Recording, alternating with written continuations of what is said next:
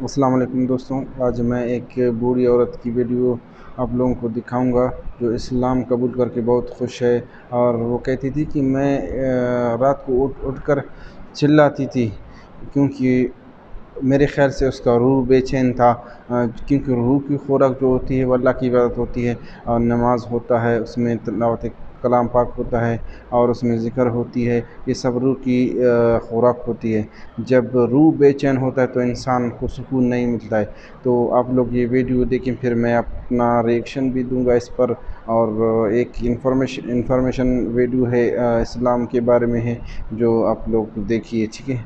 तो फिर मैं आगे आप लोगों को बताऊंगा। हमारे इंटरव्यू में खुश आमदीद। शुक्रिया। हमारी दावत कबूल करने का शुक्रिया। बतूल उत्तामा कौन है? क्या आप अपनी ज़िंदगी के मुतालिक हमें मुख्तसरन बता सकती हैं? आपकी दावत कबूल करना मेरे लिए सादत और एजाज की बात है। बतूल अल तोमा का नाम मैरी ट्रेसा गोरेटी था, जो देही आयरलैंड के मरकज में एक किसान फैमिली में पैदा हुई। हम 10 बहन भाई थे, 6 लड़कियां और 4 लड़के, और मैं एक अमली कैथोलिक ईसाई फैमिली में पैदा हुई। मैं शुरू से ही एक मजहबी सोच रखने वाली बच्ची थी और मेरी पूरी फैमिली भी, क्योंकि मेरे वालिदैन बहुत मजहबी रुझान रखने वाले असल में कैथोलिक ईसाई थे। लिहाजा हम चर्च जाते थे और हम घर में मिलकर इबादत वगैरह करते थे। दूसरी तमाम फैमिलीज की तरह हमारा बचपन गुजरा और जब हम ज़रा बड़े और खुद सर हुए तो हमने मजहबी सरगर्मी वगैरह में जाने से इनकार कर दिया। मगर मैं इज्तिमा में जाती रही, इसी तरह मजहबी तकरीबात वगैरह में भी जाती थी। और फिर मुझे बोर्डिंग स्कूल में भेज दिया गया। जब मैं तकरीबन 12 साल की थी तो बोर्डिंग स्कूल में मेरे जहन में एतराज़ात पैदा होने लगे और मैंने ईसाईयत और कैथोलिसिज्म के नजरियाती पहलुओं पर ज्यादा गौर करना शुरू किया। और फिर मैंने अगले 5 साल मजहबी अलूम की क्लास में सवालात पूछने और मामूल की पढ़ाई में खलल पैदा करने में गुजारे। किस चीज़ की वजह से आपके जहन में अपने अकायद पर इतराज़ात पैदा हुए? मेरे ख्याल में इसकी बड़ी वजह खुदा का नज़रिया था। आप भी जानते हैं, कैथोलिक नुक्ता नज़र से हम ट्रिनिटी पर ईमान रखते थे, यानी ईसा अलैहिस्सलाम और इस हकीकत पर कि खुदा के बेटे या खुदा के अवतार थे। लिहाजा ये मेरे लिए बहुत दूर की कौड़ी थी। मैं अपने जहन में इस तरह का तज्जिया ना कर सकी, मैं अपनी सोचों से इस मसले को हल ना कर पाई। लिहाजा ये मेरे लिए एक बहुत बड़ी रुकावट थी। मगर सिर्फ जहन में सवालात उठाती, वजूहात पर गौर करती, मकसद को जानती और ये सोचती कि मैं इसे क्यों जारी रखे हुए हूँ। मतलब जाहिर है चर्च में बड़ा रूहानी माहौल होता था, बड़ी खामोशी होती थी, सारी तवज्जो खुदा पर होती थी, ऐसा माहौल था। लिहाजा इसका ये पहलू बहुत सुकून आवर था और ये मुझे काफी पसंद था। मगर इसके बावजूद मेरे सवालात और शकूक शबहात दूर ना हुए और इससे आगे जानने की मेरी ख्वाहिश जारी रही। फिर मैंने दूसरे मज़ाहिब को देखना शुरू किया, मगर मैं कोई और मज़हब कबूल करने के लिए ऐसा नहीं कर रही थी। मैं दूसरे मज़ाहिब को इसलिए देख रही थी ताकि मैं अपने मजहबी अकायद पर कायल हो जाऊं। तो किस चीज़ ने आपको इस्लाम की तरफ माइल किया? मैं आयरलैंड में कुछ मुसलमानों से मिली। उस वक्त 70 की दहाई के आखिर में आयरलैंड में बहुत कम गैर मुल्की आते थे। आयरलैंड उस वक्त बिल्कुल अलग थलग एक जजीरा था। लिहाजा जब आप उन लोगों से गैर मुल्कियों से मिलते तो ये बड़ी हैरान कुन बात होती थी। और आयरलैंड के बाहर से आने वाले लोगों से बात करना और उनके लाइफस्टाइल वगैरह की बातें सुनना बहुत अच्छा लगता था। ये काफी दिलचस्पी की चीज होती थी। तो वहाँ मैं मलेशिया के मुसलमानों से मिली। वो रॉयल कॉलेज ऑफ सर्जन्स और दूसरे तालीमी अदारों जैसे कि यूसीडी और ट्रिनिटी कॉलेज और उन यूनिवर्सिटियों वगैरह में पढ़ने के लिए डबलिन आए हुए थे। तो मैं उनसे खालिस्तन समाजी बुनियाद पर मिलती थी। साथ खाना और खिलाना, साथ बैठना, बातें करना और बैडमिंटन खेलना और इसी तरह की दूसरी सरगर्मियां होती। मेरा उनके साथ एक बहुत अच्छा ताल्लुक बन गया था और हम समाजी सतह पर बहुत ज्यादा मिलते थे। और मैंने नोट किया कि उनमें कोई चीज ऐसी थी जो बाकी सबसे मुख्तलिफ थी। क्या उस वक्त भी आपका मजहबी तलाश का सफ़र जारी था? हाँ बिल्कुल, ये उसी दौरान की बात है। वो तो मेरे पूरे सफर में मेरी जात का हिस्सा रहा है। फिर मैंने जरा जल्दी जल्दी उनके घरों पर जाना और बैठना, गपशप लगाना, बातें करना शुरू कर दिया। और मैंने जिंदगी के मुतालिक उनके रवैये, एक दूसरे के लिए उनके एहतराम, उनके वालिदैन के लिए एहतराम, अपनी तालीम पर तवज्जो, अपनी जिम्मेदारी के एहसास और दीगर बातों के हवाले से फर्क का काफी मुशाहिदा करना शुरू किया। और फिर मैं उनसे पूछने लगी, आखिर ये क्या है, क्या चीज है जो आपको अपने काम पर, अपने बर्ताव पर, अपने पूरे लाइफस्टाइल पर, अपने तमाम मुआशरती ताल्लुकात वगैरह पर फोकस करने में मदद देती है। और उन्होंने मुझसे इस्लाम के बारे में बात करना शुरू की। तो आप में दिलचस्पी पैदा हुई और इस्लाम के मुतालिक आपने अपनी रिसर्च शुरू की। ہاں بالکل، مجھ میں دلچسپی پیدا ہوئی۔ میں اب بھی بے یقینی میں تھی کہ کوئی دوسرا مذہب اپنا سکتی ہوں یا نہیں۔ السلام علیکم بھائیوں اور بہنوں، ہمیں احساس ہوا ہے کہ ہمارے چینل پر 80% ناظرین بشمول اس ویڈیو کے ہمارے سبسکرائبرز نہیں ہیں۔ جیسا کہ آپ جانتے ہیں کہ ہم غیر منافع بخش تنظیم ہیں اور ہماری ویڈیو پر اشتہارات غیر فعال ہیں۔ ٹوورڈز ایٹرنیٹی صرف ایک یوٹیوب چینل ہی نہیں بلکہ ایک مدرسہ بھی ہے۔ یہاں ہم خود کو اور نوجوانوں کو اسلامی تعلیم سے آراستہ کرتے ہیں، لہٰذا ہمارے اس مطالبے کا واحد مقصد سچائی کو پھیلانا ہے۔ ہو سکتا ہے بظاہر یہ چھوٹا عمل لگے، لیکن انشاءاللہ یہ ہمیں لاکھوں لوگوں تک پہنچنے میں مدد کرے گا۔ آئیے اب لائک اور سبسکرائب بٹن پر کلک کریں اور ساتھ مل کر ٹوورڈز ایٹرنیٹی کا سفر کریں۔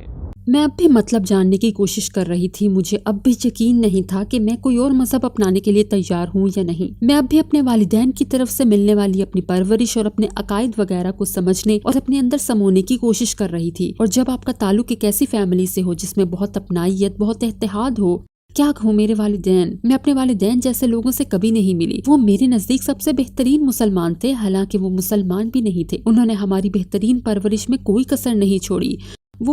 میں اب جذباتی ہو رہی ہوں۔ وہ بہت شاندار والدین تھے۔ وہ بہت سمجھدار تھے اور ان میں دیانت اور عاجزی کوٹ کوٹ کر بھری تھی، اور میری کمیونٹی میں ان پر اعتماد اور ان کا احترام کیا جاتا تھا۔ وہ واقعی بہت شاندار لوگ تھے، دونوں، میری امی اور ابو دونوں، اور انہی کی بدولت میں پہلے ہی اسلام کا آدھا سفر یا 3/4 سفر طے کر چکی تھی، صرف اس پرورش کی وجہ سے جو مجھے ملی۔ جس طرح میری معاشرتی تربیت کی گئی ان اخلاقی اور اصولی بنیادوں کی بدولت جو ہماری زندگیوں اور ہماری فیملی کے گرد قائم کی گئی، اور جو براہ راست انہی سے اور ان کے اس ایمان اور یقین کی بدولت ملی جو انہیں اپنے عقیدے پر تھا۔ اور میں اب بھی اپنے والدین، اپنے مذہب، اپنے عقیدے اور اپنی پرورش کی جانب انتہائی وفاداری کا احساس رکھتی ہوں، لہٰذا میں کسی اور چیز کے لیے اسے ضائع نہیں کرنا چاہتی تھی۔ اس لیے مجھے محتاط رہنا پڑا کیونکہ میں انہیں دکھ نہیں دینا چاہتی تھی، مگر بالآخر حقیقت میں نے انہیں بہت گہرا دکھ دے دیا، اور یہ وہ غمگین احساس ہے جس کے ساتھ مجھے ساری زندگی گزارنی ہوگی۔ مجھے اس اذیت کے ساتھ جینا ہوگا جو میں نے انہیں دی، حالانکہ وہ اب اس دنیا میں بھی نہیں رہے۔ پھر بھی میں یہ نہیں کہہ سکتی کہ میں نے اپنے والدین کے ساتھ اسلام پر بحث کرنے کے لیے ان کے سامنے یہ موضوع اٹھایا، مگر میں نے ان کے ساتھ مذہب پر بحث کرنے کی کوشش ضرور کی، اور مجھے لگتا تھا کہ وہ جانتے ہیں کہ پس پردہ کچھ چل رہا ہے، مگر میں ان کے سامنے آ کر یہ نہ کہہ سکی کیونکہ مجھے معلوم تھا کہ انہیں بہت دھچکا لگے گا اور انہیں دکھ ہوگا، اور ظاہر ہے کہ وہ اور ہم سب دیہی زمین پر رہتے تھے، لہٰذا ہم بہت محدود زندگی گزار رہے تھے۔ انہیں اسلام کے متعلق کچھ معلوم نہ تھا، مجھے بھی ان مسلمانوں سے ملنے سے پہلے تک اسلام کے متعلق کچھ معلوم نہ تھا، مجھے ان کے ہونے نہ ہونے کا بھی علم نہیں تھا۔ ہم سب امن اور تحفظ وغیرہ کے اس خول میں زندگی گزار رہے تھے، مگر ہاں میں نے اسلام کے بارے میں سیکھنا اور اس پر بات کرنا جاری رکھا، اور میں نے مسجد جانا اور علمی سرکل میں یا وہاں ہونے والی کلاسز میں جانا شروع کر دیا۔ میں نے کلمہ نہیں پڑھا تھا۔ وہاں دوسرے مذاہب سے تعلق رکھنے والے اور بھی لوگ ہوتے تھے جو مذہب کے بارے میں بات کرنے کے لیے مسجد آتے تھے، اور میں ہر وقت اسلام کے متعلق بات کرتی تھی۔ تو کسی نے مجھ سے کہا، مگر کیا تم مسلمان ہو؟ میں نے کہا نہیں۔ تو انہوں نے کہا، ہاں مگر تم مسلمان کی طرح بات کر رہی ہو، تم مسلمان کی طرح چل رہی ہو۔ جیسے کہ کہاوت ہے، بت کے پاؤں پالنے میں نظر آتے ہیں۔ لہٰذا مجھے احساس ہونا شروع ہوا کہ دراصل مجھ میں ایک کیتھولک سے زیادہ ایک مسلمان عورت تھی۔ یہ میرے سفر کا آغاز تھا۔ اسلام کی وہ کون سی بات ہے جس کی آپ دل سے گرویدہ ہو گئی تھیں؟ یہ حقیقت کہ جیسس کرسٹ کو ایک پیغمبر عیسیٰ علیہ السلام سمجھا جاتا ہے، یہ میرے لیے سب سے بڑا قدم تھا، کیونکہ اب میں انہیں سمجھ سکتی تھی، میں ان کے بارے میں جان سکتی تھی، میں ان کے مشن، ان کے سفر کی اہمیت سمجھ سکتی تھی، اور مجھے اب اس بات کو سمجھنے کے لیے مسلسل اپنے ساتھ بحث کرنے اور خود کو اذیت میں ڈالنے کی ضرورت نہیں رہی تھی، لہٰذا یہ بنیادی چیز تھی۔ اور پھر ظاہر ہے کہ خدا اللہ سبحانہ وتعالی اس سے جدا ایک ہستی ہے۔ میں اپنے پورے روحانی وجود کو خدا کی محبت پر اور خدا کے متعلق جاننے پر، خدا کو سمجھنے پر اور اس کی جانب سے ہماری تخلیق اور ہماری رہنمائی پر اور اس کی مسلسل رحمتوں پر اور موت کے بعد دوبارہ جی اٹھنے پر اور ایسی ہی دیگر چیزوں پر فوکس کر سکتی تھی، اور میں عیسیٰ علیہ السلام کو اس کے بندے اور رسول کے طور پر جان سکتی، سمجھ سکتی اور ان کا احترام کر سکتی تھی۔ کیا آپ ہمیں اسلام میں اپنے آخری مراحل کے متعلق بتا سکتی ہیں؟ یہ بہت سادہ انداز میں ہو گیا۔ میں نے تقریباً 3 سال تک اسلام قبول نہیں کیا تھا کیونکہ میں اپنے اس عمل پر پوری تسلی کر لینا چاہتی تھی، اور ظاہر ہے کہ اسلام قبول کرنے سے پہلے آپ ہر رات اور دن اسی پر بحث کرتے، کتابیں پڑھتے، لوگوں سے باتیں کرتے، چیزوں کے بارے میں گفتگو کرتے ہوئے گزارتے ہیں۔ ان میں سے زیادہ تر باتیں اچھی ہوتی ہیں، مگر کبھی کبھار آپ کو لوگوں سے فضول باتیں بھی سننے کو ملتی ہیں، تو اس طرح بے شمار چیزیں، لہٰذا اچھی گفتگو بھی ہوتی تھی اور ایسی گفتگو بھی کہ جو نہ ہوتی تو بہتر تھا۔ اور پھر آخر کار کیونکہ لوگ مجھے مسلمان سمجھتے تھے، میں روزہ رکھتی تھی، نماز پڑھتی تھی، ہر کام کر رہی تھی، مگر مجھے ایک آخری قدم بھی اٹھانا تھا، لہٰذا میں نے ایک چھوٹی سی پارٹی رکھنے کا فیصلہ کیا جہاں میں کلمہ پڑھ لیتی، اور میں نے ایک جمعہ کی رات کلمہ پڑھ لیا۔ اس وقت ڈبلن میں میرے لیے کوئی مسجد نہیں تھی، لہٰذا ہم بے بس تھے، ہمیں حلال گوشت تک میسر نہیں تھا۔ وہاں موجود مسلمان کمیونٹی بس ایک عارضی کمیونٹی تھی جو وہاں آتے، پڑھتے، گھومتے پھرتے تھے بس، لہٰذا اس وقت آئرلینڈ میں کوئی مستقل کمیونٹی نہیں تھی، تو میں نے کلمہ پڑھا اور مجھے وہاں سے باہر آنا یاد ہے۔ جیسا کہ میں نے بتایا یہ مسجد نہیں تھی، مگر اس رات جب میں نے کلمہ پڑھا تھا مجھے اس عمارت سے باہر نکلنا یاد ہے جہاں ہم ملاقات کیا کرتے تھے، اور مجھے اپنے بارے میں سوچنا یاد ہے۔ میں چھتوں پر چڑھ کر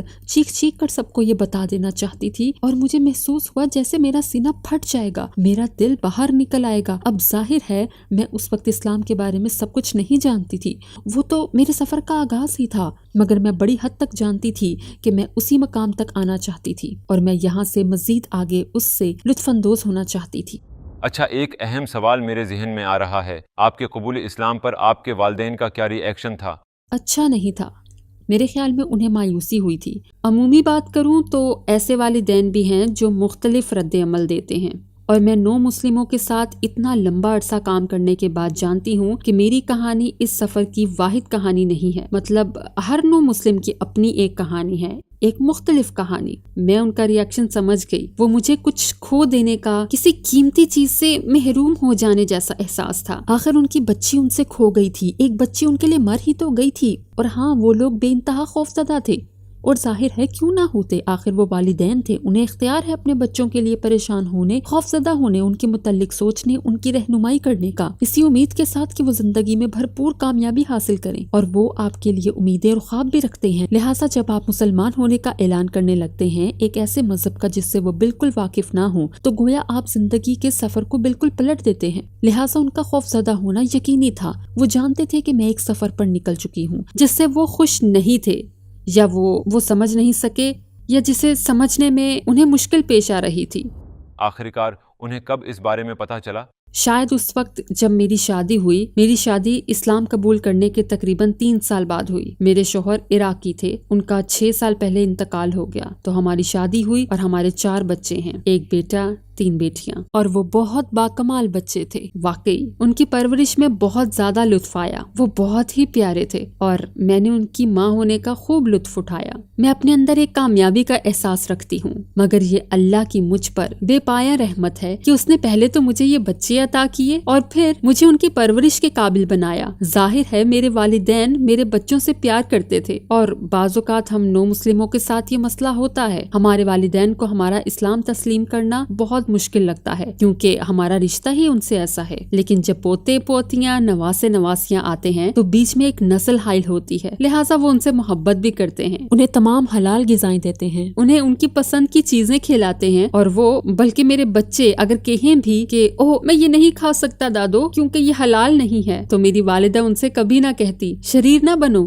یا اپنی دادی سے بدتمیزی نہ کرو، بلکہ وہ کہتی اوکے میرے بچے تو پھر تمہیں کیا چاہیے، جبکہ اگر یہی بات میں کہتی تو شاید میری والدہ مجھ سے کہتی تم ہمیشہ اسے کھاتی ہو، آخر اب کیا مسئلہ ہو گیا۔ تو یہ بات ہے، آپ کو انہیں یہ موقع عملی آزادی کا ایک پہلو دینا ہوتا ہے۔ اور پھر ظاہر ہے جب میری شادی ہوئی تو میں رہنے کے لیے انگلینڈ آ گئی، اور یوکی آنے کے 2 سال بعد میرے والد کا انتقال ہو گیا، تو میں اپنے والد کے ساتھ اپنے تعلقات اتنے بہتر نہ رکھ سکی جتنا میں چاہتی تھی، اور اس لحاظ سے کہ ان کی شخصیت کی سچائی، ایمانداری، کمیونٹی میں ان کے کردار، اور پھر جس طرح وہ اپنی ویلیوز، اپنی اخلاقیات اور اخلاقی اصولوں پر قائم رہے، تو میں ان کا بے حد احترام کرتی تھی، لہٰذا میں نے بے پناہ افسردگی محسوس کی۔ مجھے ان کے ساتھ تعلقات بہتر بنانے کا موقع نہیں ملا، مگر میں نے ان کے انتقال کے بعد انہیں خواب میں اکثر دیکھا۔ میں نے دیکھا کہ وہ بیٹھے ہیں اور میرے شوہر کے ساتھ قرآن پڑھ رہے ہیں، اور ایک موقع پر جب میرا ایک بیٹا ہو چکا تھا، میرے حمل کے ابتدائی مہینوں میں کچھ بچے ضائع ہو گئے تھے اور میں ایک مرتبہ پھر امید سے تھی۔ میں انتہائی خوفزدہ تھی کہ اس مرتبہ پھر ایسا نہ ہو۔ پھر مجھے اپنے والد خواب میں نظر آئے۔ میں نے دیکھا کہ وہ آئے اور اپنا ہاتھ میرے کندھے پر رکھتے ہوئے کہا، فکر نہ کرو، اس مرتبہ سب ٹھیک ہوگا۔ اور میں نے اپنی امی کو بتایا، کیونکہ میری امی چاہ رہی تھی کہ میں ان سے ملنے آئرلینڈ آؤں۔ میں نے انہیں بتایا کہ میں امید سے ہوں، تو وہ کہنے لگی، نہیں پلیز مت آؤ، کیونکہ میں نہیں چاہتی کہ یہ بچہ ضائع ہونے کی ذمہ داری بھی مجھ پر آئے۔ تو میں نے ان سے کہا، سب ٹھیک ہے امی، میں آ رہی ہوں۔ تو کہنے لگی، نہیں پلیز، میں نہیں چاہتی، کہ مجھے ڈر ہے کہ کہیں اس بار بھی بچہ ضائع نہ ہو جائے۔ میں نے کہا، نہیں، مجھے پتا ہے کہ اس بار سب کچھ ٹھیک رہے گا، کیونکہ مجھے ایک خواب آیا تھا اور میں نے انہیں کہا جب میں گھر آؤں گی تو اس بارے میں آپ کو بتاؤں گی۔ لہٰذا میں گھر چلی گئی اور بعد میں میری بیٹی عالیہ پیدا ہوئی۔ پھر میری والدہ اور میرے درمیان بھی صلح ہو گئی اور ہمارا بہت اچھا تعلق قائم ہوا۔ اور ان کے انتقال سے پہلے، کیونکہ ہمیں معلوم تھا کہ وہ فوت ہو جائیں گی، انہیں کینسر تھا، تو ان کی وفات سے پہلے میں نے اسی سال ان کی سالگرہ پر ایک لمبا سا خط لکھا جس سال وہ فوت ہوئی تھی، اور میں نے انہیں بتایا کہ مجھے نہیں لگتا کہ میں انہیں کوئی ایسا تحفہ دے سکتی ہوں جو انہیں اتنا احترام دے جو انہوں نے مجھے دیا، مگر میں یہ خط لکھنا چاہتی تھی، اور جو کچھ میں نے لکھا اور جو کچھ میں نے کیا اور اس سے انہیں اور میرے ابو کو جو تکلیف ہوئی، میں اس پر ان سے معافی مانگنا چاہتی تھی۔ میں نے وہ خط انہیں بھیجا اور ان سے معافی مانگی اور بہت سی باتیں کہیں، اور انہوں نے فوراً معاف کر دیا۔ مجھ سے کہنے لگی، تمہیں معافی مانگنے کی ضرورت نہیں تھی، تم میری بیٹی ہو اور مجھے تم سے بے پناہ محبت ہے۔ اور اپنی وفات سے چند ہی روز پہلے میں ان کے کمرے میں ان کے ساتھ تھی۔ وہ بستر پر لیٹی تھی اور میں ان کے برابر میں لیٹی تھی، اور حالانکہ وہ شدید بیمار تھی، ان کا کافی وزن گر گیا تھا، وہ بالکل کمزور ہو گئی تھی، مگر انہوں نے اپنی باہیں میرے گرد لپیٹ لی اور کہا، جب تم نے اسلام قبول کیا تھا اور ہم نے جو کچھ تمہارے ساتھ کیا اس پر مجھے بہت افسوس ہے۔ میں نے کہا، امی مجھے یہ کام ذرا مختلف طریقے سے کرنا چاہیے تھا، میرا عمل مزید بہتر ہو سکتا تھا، مگر انہوں نے کہا، مجھے معاف کر دو، ہم نے تمہارے ساتھ جو بھی کیا اس پر معافی مانگتی ہوں۔ اور کہنے لگی، مجھے تم پر، تمہارے چاروں بچوں پر اور جس طرح تم ان کی پرورش اور تربیت کر رہی ہو، سب چیزوں پر فخر ہے۔ کیا کوئی ایسا غیر معمولی واقعہ ہے جو آپ کے ساتھ پیش آیا ہو جس سے آپ نے خود کو اللہ کے بہت قریب محسوس کیا ہو؟ آپ نے اللہ کے ساتھ ایک خاص کنیکشن محسوس کیا ہو؟ کیا کوئی ایسا خاص واقعہ ہوا اور کب ہوا؟ اس وقت جب میں پہلی مرتبہ حج یا عمرے پر گئی تھی، میں نے اپنا پہلا عمرہ 1995 میں کیا تھا، اور پھر میں 97 اور 99 میں گئی اور اپنے ساتھ 9 مسلموں کو لے کر گئی۔ ایسا احساس تھا جیسے گھر مل گیا ہو، میرا اب وہی گھر تھا۔ میرے والدین کھو چکے تھے، اگرچہ اس وقت میرے والدین زندہ تھے۔ میری والدہ 95، 97، 99 میں زندہ تھیں، اور پھر میں سال 2000 میں حج پر گئی۔ جب بھی میں حج پر جاتی تو اپنے ساتھ تقریباً 25 9 مسلموں کو لے کر جاتی، اور جب میں پہلی بار حج پر گئی تھی تو کسی نے مجھ سے کہا، تم کیوں جا رہی ہو، تم حج پر کیوں جا رہی ہو؟ تو میں نے کہا، میں اس لیے جا رہی ہوں کیونکہ میں اپنے ساتھ کچھ 9 مسلموں کو لے کر جا رہی ہوں، اور میں نے اس سے آگے کچھ بھی نہیں سوچا تھا کیونکہ میں اس کے انتظام میں لگی تھی اور میں بہت مصروف تھی تاکہ ہر کام صحیح طرح مکمل ہو جائے۔ اور پھر حج پر جانے سے ذرا پہلے میری امی کا انتقال ہو گیا، اور تب تک میں نے کبھی نہیں سمجھا تھا کہ یہ حج کتنا اہم ہے۔ مجھے اپنے یتیم ہو جانے کا احساس ہوا، ایسا محسوس ہوا جیسے زمین پر کوئی ایسا نہیں رہا جو میرا خیال رکھ سکے جیسے میرے والدین نے میرا خیال رکھا تھا۔ مجھے لگا جیسے دنیا میں میرا کوئی نہ رہا ہو، کوئی ایسا جو میرے لیے دعائیں کرے۔ یہ ایک بہت ہی سنجیدہ سوچ تھی، اور میں نے حج ادا کیا، اور وہ حج جو انتظامات، منصوبہ بندی وغیرہ میں ضائع ہو رہا تھا، وہ ضرورت اور طلب کا حامل حج بن گیا۔ یہ سفر میرے لیے ہمدردی کے جذبات اور اپنے دل کو سکون پہنچانے کی کوشش بن گیا، صرف میری والدہ کے انتقال کی وجہ سے۔ اور اس کے بعد میں ہر سال حج پر گئی ہوں۔ اور ہمارے پیغمبر صلی اللہ علیہ وسلم کے بارے میں کس بات نے آپ کو سب سے زیادہ متاثر کیا؟ اوہ مائی گاڈ، واقعی میں آپ کو نہیں بتا سکتی۔ سبحان اللہ، مجھے ان سے بے پناہ محبت ہے، میں بتا بھی نہیں سکتی کہ کتنی۔ واقعی میں ہم جب بھی حج پر جاتے ہیں تو میں روضے کے اندر آپ صلی اللہ علیہ وآلہ وسلم کی قبر مبارک کے احاطے میں جاتی ہوں تاکہ انہیں سلام پیش کروں اور باقی سب لوگوں کے بھی سلام پیش کرتی ہوں۔ سبحان اللہ، وہاں کہنے کے لیے ہوتا ہی کیا ہے، مطلب وہ عظیم ترین انسان اور معزز ترین ہستی ہیں، سب سے زیادہ رحمتیں پانے والے حبیب اللہ رسول اللہ صلی اللہ علیہ وآلہ وسلم۔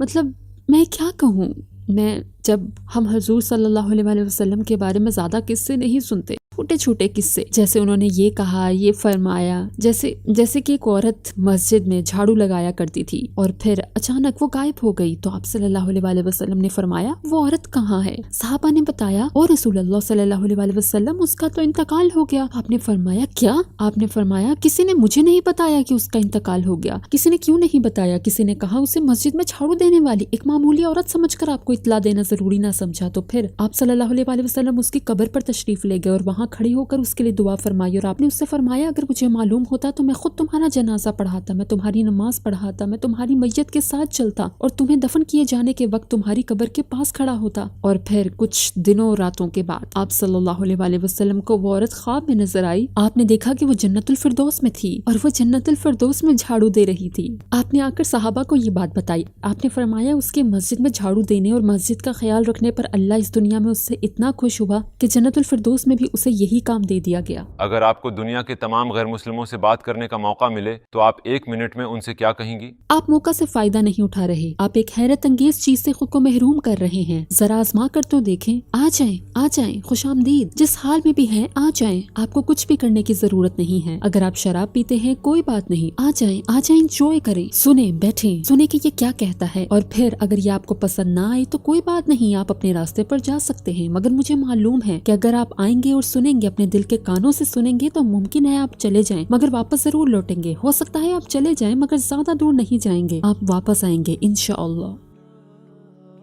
جی دوستوں، آپ لوگوں نے دیکھا کہ جو بوڑھی عورت تھی وہ کتنی خوش تھی اپنی زندگی میں، اسلام قبول کر کے وہ بہت خوش تھیں، اور اسلام ایک دین اور مذہب اور زندگی گزارنے کا ایک طریقہ ہے جو کہ اگر کوئی دل سے اپنا لے، اس کے مطابق زندگی گزارے تو پھر وہ اس کو سکون ملتا ہے۔ ہم مسلمان ہیں، بحیثیت مسلمان ہمیں اسلام کے مطابق زندگی گزارنا چاہیے۔ جو چیزوں سے اسلام ہمیں روکے ان سے ہمیں روکنا چاہیے، وہ نہیں کرنا چاہیے، اور جو چیزوں سے اسلام ہمیں حکم کرے اس طریقے سے ہمیں زندگی گزارنا چاہیے۔ تو آپ دوستوں کا شکریہ یہ ویڈیو دیکھنے کا۔